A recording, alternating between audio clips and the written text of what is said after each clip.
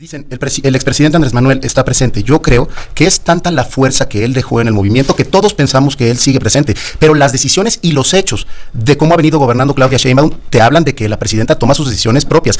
Así es, y yo veo inclusive una falta de respeto, perdona Susana, pero sí hay que decirlo, insistir en que siga gobernando pero o que siga gobernando. Pero yo no mencioné eso. Yo lo que decía es que la actual situación de seguridad y de las dependencias que imparten justicia y de las que buscan y la prevención del delito, todo lo demás, la Guardia Nacional, fue gracias al trabajo que hizo el presidente, pero decir que actualmente el presidente tiene influencia en el gobierno de la doctora Claudia Sheinbaum me parece una falta de respeto hacia ella. Y salí con la cantaleta de que eso es irrespetuoso a una mujer. Perdóname, lo que yo quiero es ver una mujer gobernando, no quiero una vicepresidenta. ¿Qué elementos o qué pruebas tienes tú, Emilio, para asegurar, por ejemplo, que la secretaria de Gobernación obedece indicaciones del expresidente Andrés Manuel? Porque ninguna, son puras... Bueno, déjame contestar, si me preguntas, déjame contestar. Porque ella es la primera que pone a López Obrador en las mañaneras. Ella es la primera que cita a López Obrador reiteradamente a Israel, reiteradamente. ¿Cómo no vamos nosotros a hacer una discusión pública sobre eso? Y política, perdóname, pero es ineludible si ella es la primera que lo pone. ¿Qué tal, amigos? ¿Cómo están? Ya estamos otra vez con más información. Soy Lalo Durán, esperando estés teniendo un excelente día. De antemano agradeciendo ese buen like que siempre nos dejas y al mismo tiempo invitándote a que te suscribas a tu canal. Es lunes 2 de diciembre del 2024 y vámonos con la información porque estamos arrancando el último mes del año y la cuarta transformación, pero principalmente Claudio Sheinbaum, están arrancando con el pie derecho. Están arrancando dándole una tremenda sacudida a la oposición. Y es que el día de ayer, domingo, salieron encuestas que hicieron cimbrar a la oposición, pues ellos quieren que le vaya mal a Claudia Sheinbaum, y obviamente que le vaya mal a México. Pero resulta que las encuestas dicen que Claudia Sheinbaum está en niveles nunca antes vistos de aprobación. Y hay un dato que destaca, es el combate a la inseguridad, donde Claudia Sheinbaum sale muy bien evaluada. Y vamos a ver todos estos datos porque también el día de hoy en el espacio de Azucena Oresti hubo un debate en donde estuvo el consejero de Morena, Israel Zamora, en contra de Emilio Álvarez y Casa, en donde, fíjense, cómo les duele y siguen con este fantasma de que López Obrador sigue gobernando, que Claudia Sheinbaum es vicepresidenta. Para el inicio es una falta de respeto, primero que nada hay que decirlo. Pero después de esto hay que decirlo, ¿cómo se ve que no lo superan? No superan al presidente Andrés Manuel López Obrador. Y es que fíjense, vamos con los datos primero que nada. El día de hoy salieron estas encuestas. El día de hoy sale la encuesta del Financiero, en donde, pues fíjense, Claudia Sheinbaum sale con una aprobación del 69%, superando al presidente Andrés Manuel López Obrador, pero no es la única encuesta. También salió una encuesta en Factométrica. Bueno, esta es la encuestadora Factométrica, salió en Reporte Índigo, en donde fíjense los aspectos que evalúan de Claudia Sheinbaum. Combate a la inseguridad, un 78.8, casi 79% de aprobación. Esto es histórico. Está rompiendo el récord del presidente Andrés Manuel López Obrador. En combate a la pobreza 69.7% de aprobación. Transparencia en combate a la corrupción, 63.2% de aprobación. La verdad es que Claudia Sheinbaum está rompiendo con todos los esquemas. Pero no solo esta, también Mitofsky. Fíjense, Mitofsky sacó a Claudia Sheinbaum con una aprobación del 63.4%. A 2 meses de llegar al gobierno, esto a la oposición les está doliendo. Es un golpe de realidad, porque ellos le apuestan a que le vaya mal. A que le vaya mal a Claudia Sheinbaum y obviamente a que le vaya mal a México, para poder así decir, ya ven, teníamos razón, son lo mismo, nos están llevando a ser como Venezuela, pero cada día que pasa se despiertan con estos golpes de realidad. Vamos a ver un debate que se dio el día de hoy en el espacio de Azucena Oresti, en donde estuvo Israel Zamora y Emilio Álvarez y Casa, este paneaguado, que fíjense, les digo, todavía trae ese fantasma de que el presidente López Obrador gobierna, que él es el que da las órdenes y Claudia Sheinbaum, dice él, es una vicepresidenta. Les digo, de inicio, es una falta de respeto. Pero además de esto, vaya, ¿cómo es posible que a 2 meses no han superado al presidente Andrés Manuel López Obrador? Y todo inicia porque Israel Zamora les dice que todo esto es porque el presidente sembró las bases de esa transformación. Uy, ahí explotaron diciendo, ya dejen de agradecerle, tienen presidenta, dejen de arrodillarse ante López, o sea, hasta les molesta que se hable de López Obrador. Vamos rápidamente a escuchar lo que sucedió en este debate. Oigan, pues hay un par de encuestas hoy que ponen a la presidenta Claudia Sheinbaum sumamente bien evaluada en el segundo mes de su administración. ¿A qué se lo adjudicas, Emilio? Mira, dos factores, diría, es el inicio del gobierno, y eso es parte de todavía el influjo electoral. Lo bueno, digamos, donde veo movimiento, hay un cambio significativo en el tema de seguridad, y así se percibe en la encuesta. Y eso... Pues no, ¿eh? Sí. Bueno, no significativo. Sí, cómo no, vas a ver, hay un cambio más de 7 puntos. Dice, seguridad pública, 48% el mes pasado decía que muy mal, y 43% ahora dice que muy bien. O sea, sí se movió, Azucena. Sí. Y yo, digamos, todo aquello que vaya generando seguridad lo celebro. Y hay que tomarlo desde quien viene, ¿no? Pero también sigue muy pendiente los temas de corrupción y los temas de crimen organizado. Así como hay una tensión en términos de la herencia en materia presupuestal, y Claudia está un poco pagando los platos rotos de la administración anterior, en seguridad empieza a haber un cambio. Me parece que la operación Enjambre y algunas otras acciones están dando una percepción de que se está dejando atrás esta cosa de abrazos y balazos. Honestamente creo que eso es bueno. ¿Crees que es más que una percepción? ¿Está siendo una realidad? Empieza, no creo que haga tendencia todavía, pero las señales son de que cambia la política de seguridad. Me gustaría que genera una condición de política de Estado, no solo de gobierno, pero no quiero regatear el tema de seguridad, y me parece eso el cambio más notable, Azucena. Israel. Sí, pues, también coincidir, prácticamente de cada 10 personas, 7 consideran que ha sido muy buena este mes de gobierno que lleva la presidenta. Es consecuencia también del buen gobierno que hubo en el sexenio del presidente Andrés Manuel. Claro que sí, ahorita mismo lo decía Emilio. Claro que sí. La presidenta, no, por supuesto, yo no estoy diciendo que no. Ella sin duda, lo que comenta Emilio es esta segunda etapa, la estrategia de seguridad que está dando resultados con el operativo que ya mencionaba también Emilio del Enjambre, pero también de los graves acontecimientos que ha habido en las últimas semanas que tienen características muy similares. ¿Qué tiene que ver el Enjambre con el sexenio pasado? No, pero sí también, digamos, el combate a la corrupción fue fundamental para que las... Pues está súper mal evaluado, ¿eh? Ese sí, para que veas aquí en la encuesta. Pero las dependencias que procuran la seguridad en el país, por supuesto que vivieron una limpieza, era algo que se trabajó muchísimo en el sexenio del presidente Andrés Manuel, crear una organización como la Guardia Nacional, en donde los perfiles, tanto de los elementos como de los superiores, no estuvieran vinculados con el crimen organizado, fue fundamental para llegar a las condiciones de seguridad que hoy tenemos. O sea, estos operativos no hubieran sido posibles si no se hubiera generado una Guardia Nacional en el sexenio del presidente Andrés Manuel. Y por supuesto que el trabajo que está realizando la doctora Claudia Sheinbaum también ha sido importantísimo. No es la Guardia Nacional. Mira, de octubre 28 estaba bien, y ahora noviembre 40 la califica muy bien. Eso no es la Guardia Nacional. ¿La seguridad pública? Eso es esencialmente seguridad pública, y eso tiene que ver, hay que asumirlo en un contexto de tremenda inseguridad, y lo que va a la administración van casi 4.500 personas muertas. ¿Cuál es el dato novedoso? Subieron las detenciones. Entonces, ese fenómeno sí está marcando una pauta de cambio con el sexenio anterior. Ese es el tema, porque la verdad de las cosas, mi querido Israel, pues si tienen 200.000 homicidios y más de 52.000 personas desaparecidas, no puedes hablar de una estrategia exitosa en materia de seguridad. Perdón, pero no.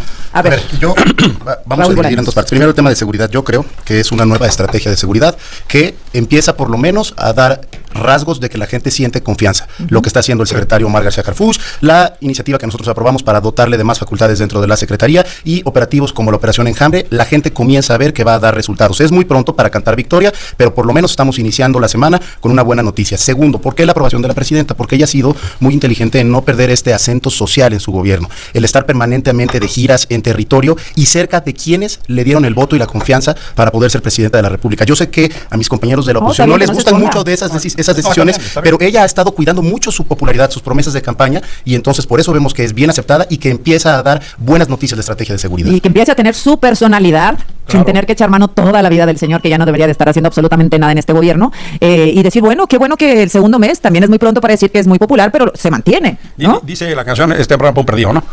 Es temprano para un perdido, ¿no? Ajá. Y qué bueno que, digamos, partimos del punto del hecho de que ella está en el Palacio Nacional y a ella se le va a exigir.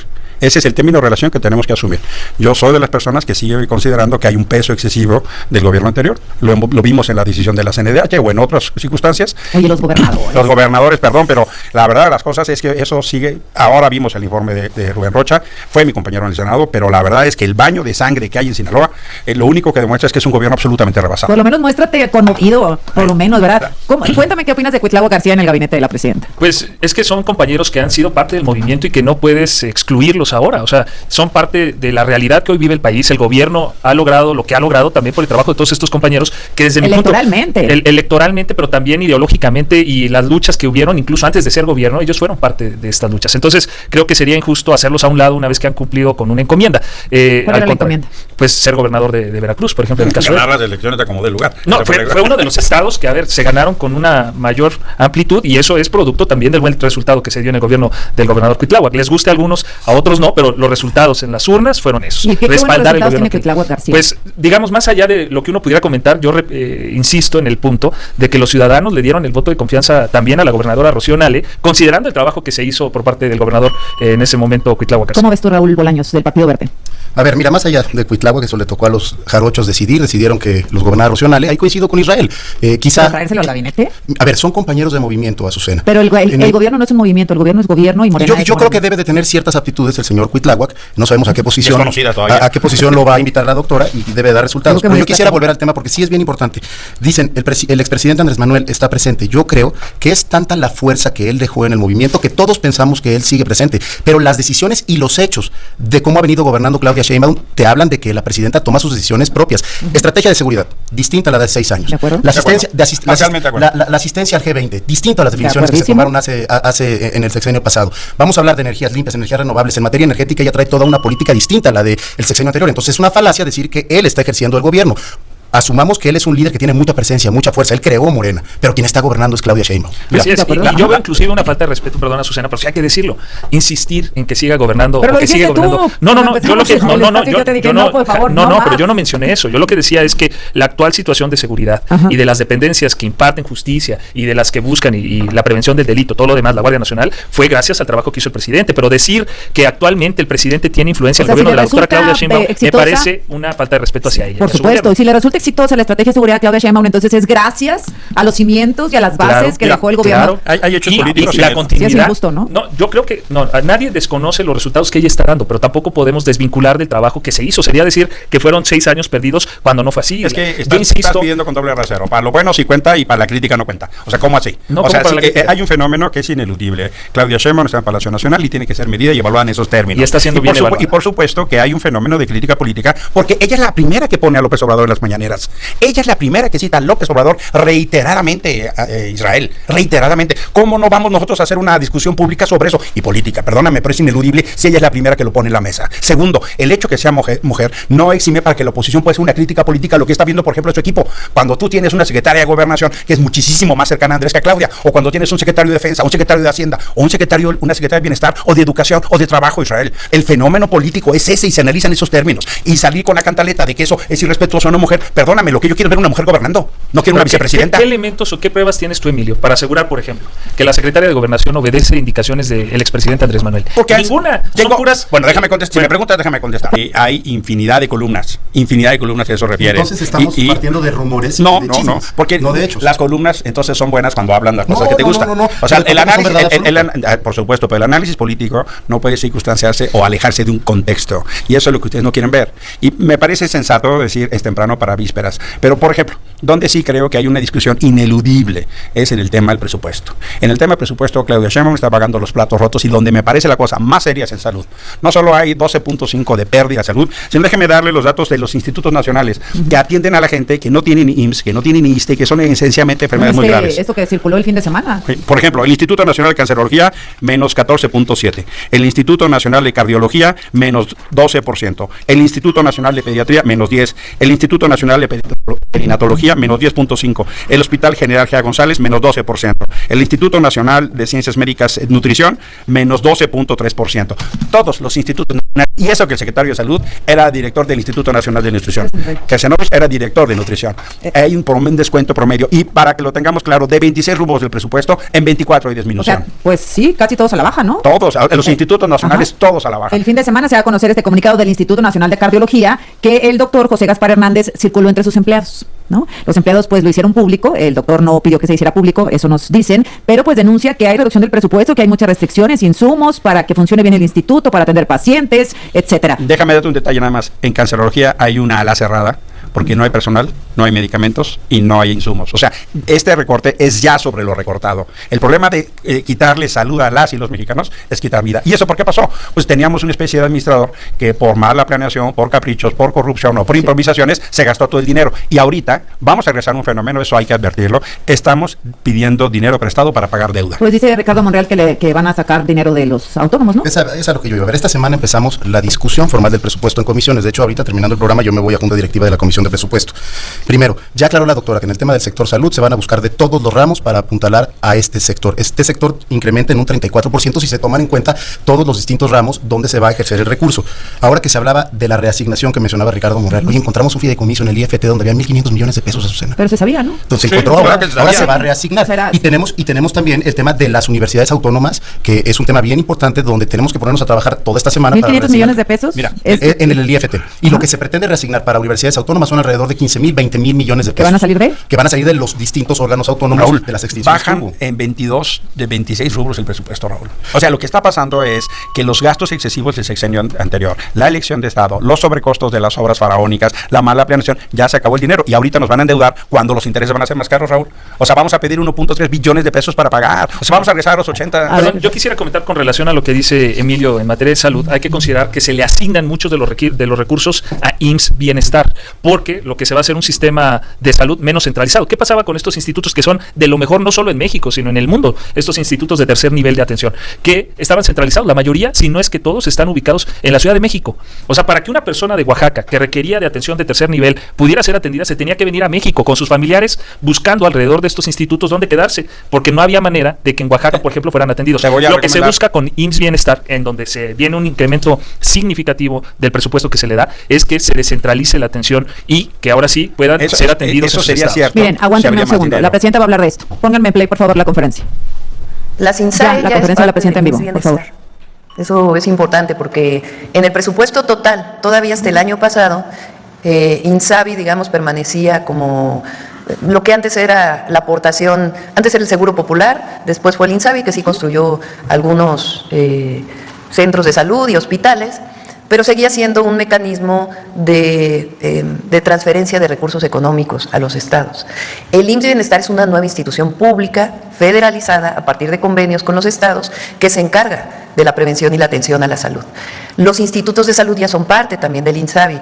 La compra de medicamentos emergentes, de la que ha hablado el maestro Eduardo Clark aquí en la mañanera, que se está haciendo para algunos medicamentos que son indispensables, y la compra de medicamentos para el 2025 y el 2026, ahí están incluidos los institutos de salud que están en la CINSAE y también hospitales que están en esta coordinación. Bueno, lo que decías, Israel, el IMSS Bienestar. Así es, el IMSS Bienestar lo que busca es que se descentralice la buena atención que había únicamente en la Ciudad de México y que pueda llegar a lugares que estaban muy alejados. A ver, de la querido Israel, capital. lo que pasa al final del presupuesto es que todo el presupuesto de salud, juntando IMSS Bienestar, juntando institutos, todo, el ISSSTE disminuye 12.5%. Disminuye. Si tú ves el presupuesto por rubros, donde dice salud, Incluido todo. y toda la IMSS Bienestar, movilización, todo. el EPA, todo, al final del día, mi querido Israel, hay 12.5 menos. Si no me crees ahí, ve el sabueso, que es esta sección de análisis de datos de pájaro político. Y ahí vas a ver cómo hicieron la minucia, la autopsia presupuestal, y donde viene el análisis de que el presupuesto en salud, juntando todas las instituciones, 12% es 12.5 menos. Ahí te voy a pasar un artículo que estoy trabajando y que se va a publicar, espero, esta semana respecto a esto, para que veas los números en realidad, qué sucede en educación y qué está sucediendo también, porque en educación ese es otro punto importante del PEF. Muchos no consideran las becas, que también son apoyos. Pero El en programa salud sí hay de escuelas- 12% de disminución en el presupuesto. También. No, no, es que no. disminuye No, 22 de 26 rubros. El rubro de salud es una de las es prioridades del prioridades de los ejes torales del presupuesto. Entonces, es el 34% ¿pero se del reduce o no presupuesto. se reduce? Es salud. No, lo que pasa es que se Imagínate si la diversifica, entra bueno, por distintos ahora, entes a y se final toma del en día, cuenta el Imagínate, bienestar. por ejemplo, no se está contemplando 13 millones de personas van a ser beneficiadas con un programa que se llama Salud en tu Casa. Eso no se está considerando dentro del presupuesto, Sí, pero se sin está embargo, a ver, mira, es mira, un Carmelita. El presupuesto recurso que debe federal, considerarse también el presupuesto, en pues, salud. el presupuesto federal al final se arregla por rubros. Entonces tiene 26. Entonces, todo lo de educación va a educación, todo lo de salud va a salud, todo lo de seguridad, todo lo de defensa, se acumula. Hay distintas maneras de ordenar el presupuesto. Y lo que está pasando, mi querido Raúl, y Rubén, y Israel, saludamos a Rubén, saludamos a Rubén, ¿no? Hay una disminución de en 22 rubros. ¿Por qué? Pues haz de cuenta que teníamos vivimos en un condominio y el administrador se puso a gastar a manos llenas y quería hacer arreglos y entonces no licitó y gastó el triple. Pero Y pues aquí alguien miente. ¿Se reduce o no se reduce el eso es muy presupuesto en fácil, salud? eso lo vemos No que se la próxima reduce. semana traemos los números para que no haya discusión. ¿Aumenta o cuál es tu cifra? No se, 12%. no se reduce, es el Entonces, 34% del ¿y presupuesto, cuánto es era? el eje de ¿Cuánto salud. era? ¿Qué pasa, Susana? se diversifica. Si Bueno, tú te vas pero ya por... en si tú te vas- salud- si tú Eso es cierto, si- 34 puede Ay, ser cierto. yo pero tengo no las creo que cifras, vaya a son pasar. 70,000 millones el año pasado, actualmente 73,000 millones. Hay un incremento real en el ramo del 12%. que es un- Esta semana importantísima, discutimos el presupuesto en comisiones, vamos a estar atentos a la reasignación para el tema de universidades, para poder el lunes llegar con números reales y poder dar el debate en esta mesa, pero yo estoy tranquilo de que el presupuesto es un presupuesto austero, ordenado y que cubre con las necesidades de nuestro país. Y con la buena noticia de que las mediciones nos hablan de que el gobierno de Claudia Sheinbaum va por buen camino, que está cerca de la ciudadanía, que tiene la confianza de la gente y que la estrategia de seguridad recién implementada por su gobierno comienza a dar resultados. Una semana que inicia con buenas noticias para nuestro movimiento, para la presidenta Sheinbaum, y vamos a seguir nosotros trabajando para que esta confianza que le da la ciudadanía reflejada en encuestas siga siendo la tónica durante los próximos 6 años. ¿Qué van a hacer con el INE? El viernes recibió la presidenta de la Comisión de Presupuesto, Marilyn Gómez, y Sergio Gutiérrez a la presidenta Guadalupe Tadei. Hoy tenemos junta directiva para analizar la posibilidad de que pueda asistir mañana a la reunión ordinaria de la comisión, donde va a estar la subsecretaria de Egresos, Berta. ¿Públicamente? Sería, si va a la reunión ordinaria sería pública porque así lo mandata la ley. ¿Cuál Pero es el lo vamos a techo que ustedes proponen para el presupuesto? Fíjate que no hemos hablado todavía del techo, ya está pidiendo 13,000 millones, ¿Sí? lo cual se nos hace muchísimo. No tenemos un techo nosotros todavía, se trata de conciliar con ella. Ya te podré dar más información mañana. Muy bien, gracias. Emilio Álvarez y Casa. Es un presupuesto que empezó con la explicación pública que había habido errores, que el tema de recortarle a las universidades había sido un error. Y eso lo dijo quien está en Palacio Nacional, el propio secretario. El problema es que es el caso del costo de los platos rotos del sexenio anterior. Tenemos recortes en 22 de 26 rubros presupuestales, foco rojo, salud, educación y deuda.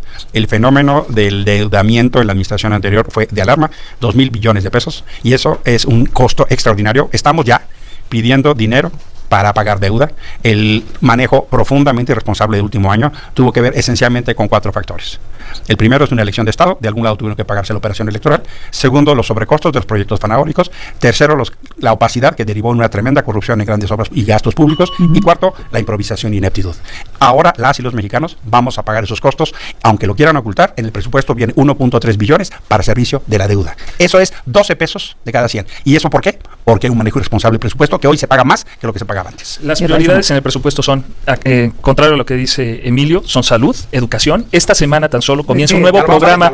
Esta semana comienza un nuevo programa que es la beca Rita Cetina, que ya se están inscribiendo los jóvenes. Está el programa que continúa de La Escuela es Nuestra, y la prioridad, insisto, es educación. Respecto a la deuda, el gobierno del presidente Andrés Manuel, y por supuesto que es el que tenemos como antecedente el sexenio pasado, es uno de los sexenios en donde menos incrementó la deuda. Para decirle al pueblo de México que nos está escuchando. Perdón, continúo con mi cierre porque me quita mis segundos, Me distrae. Emilio.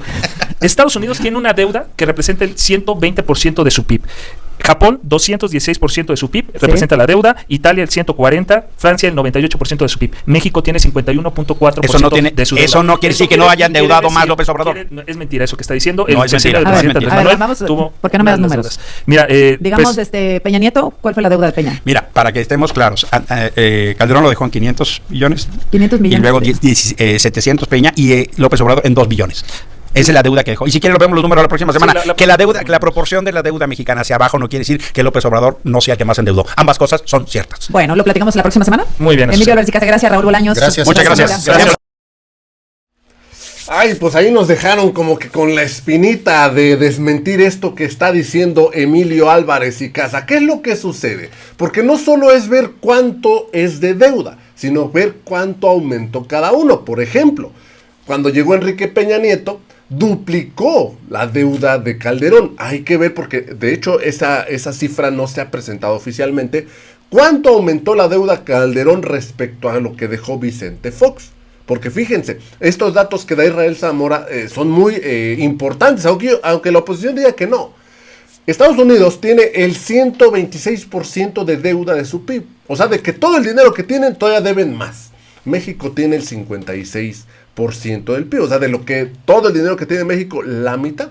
Entonces, desde ahí podemos ver cómo este gobierno, el de Claudia Sheinbaum y el que acaba de terminar el presidente Andrés Manuel López Obrador, han sido responsables con la deuda. Ahora, también hay una razón de por qué países potencias como Estados Unidos, China, Alemania, ¿por qué tienen estas deudas tan grandes? Hay que decirlo, fue también aumentado muchísimo a raíz de la pandemia, de esta pandemia del COVID que vivimos todos y obviamente México fue el único país que no se endeudó. Pero ¿cómo les duele? ¿Cómo les duele que se siga hablando del presidente Andrés Manuel López Obrador? ¿Y cómo les duele y cómo les está doliendo la aprobación que tiene la presidenta Claudia Sheinbaum Pardo? Amigos, yo los dejo con la información, espero les haya gustado. Los invito a que se suscriban al canal, también los invito a que me sigan en redes sociales, donde igual subimos toda esta información. Me dio mucho gusto saludarlo, nos vemos en la siguiente nota. Hasta la próxima.